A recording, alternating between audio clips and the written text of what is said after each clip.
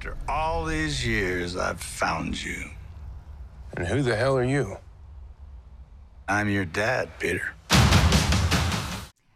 Great choice, great performance. Thank you. What maybe you wanted to be involved with that? Well, you know, it's a wonderful opportunity, but you need to find out why it's a wonderful opportunity, because if you don't, it can be a really bad result. Mm-hmm.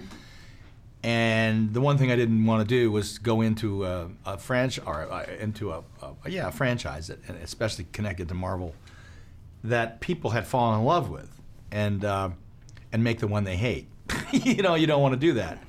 So I needed to see the first one, and I needed to read the script and understand and talk to the director, and understand what it was they were going for, and honestly, why they were interested in me. I needed to know that. Why me? Well, when I saw the movie, I saw Chris Pratt, and I saw his behavior. I went, oh, okay, yeah, I understand why I'd be a good choice for his father. Mm-hmm.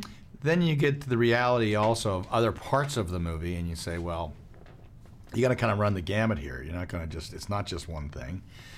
And, you know, you start putting it together and talking to the director and having the fun you have with the actors, and constantly, you know, kind of feeling the pressure of saying, well, you know, if this doesn't work, this is allowed not work. So yeah. Don't blow it. Yeah. You know. Well, he did a great job as Ego, definitely. Thank you. Who is your alter ego? Oh, I don't have one. You don't have Yeah, one? I don't have one, yeah. I've never been that person. I just always, I admired my dad, I admired my grandfather. There were some guys in baseball that I admired. But I never, I was a little bit of, I had my own ego. I did. I was like, this is about me, I got to make my way here myself. I got to do the things that interest me. I got to do the things I want to do. And I just, from a very early age, kind of looked at life that way. So I never really had someone who I wanted to be. There were things that I admired about people, mm-hmm. you know, that I said, I like that. I think I'll adopt that way as mm-hmm. opposed to this way. Mm-hmm. So sure, we're all results of what we see around us. Do you think, because you just said that, I mean, you've been in this industry like from a very early age, do you think that forced you, so to speak, to like grow up very fast, to, you know, make your own decisions and find out very early in life what it is you need and want? Yeah, that's a good question. Really good question. I don't know if I was forced to grow up early. I had a father and a mother who said, you know, basically my father said, the first time I went to work, he said, okay, I was 9 or 10, I guess. He said, all right, you're making a man's salary, so do a man's, what was it he said? You're making a man's salary, so now do a man's job. Wow.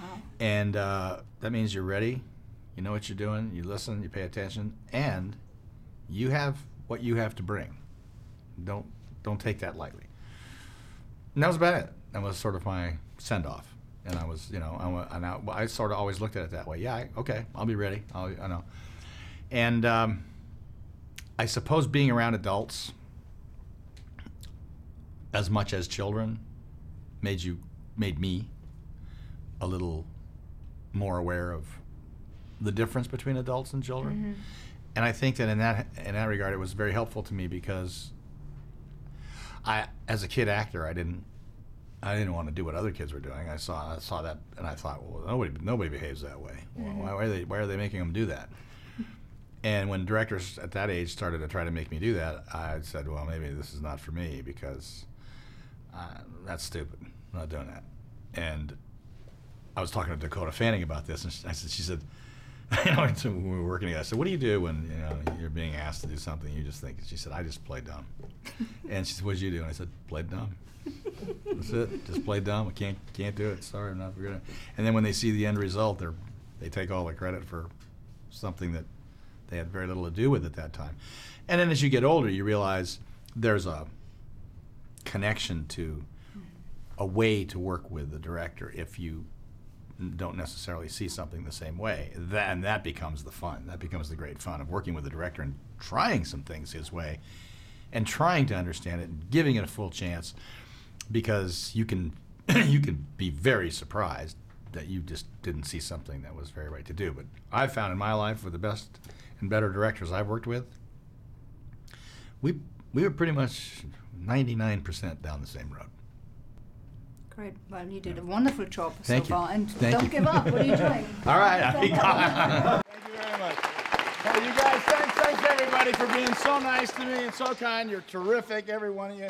You have some fabulous leaders and great conceivers on this show. So it really was truly a great honor and pleasure to be a part of it. Thanks, James, very much for inviting me.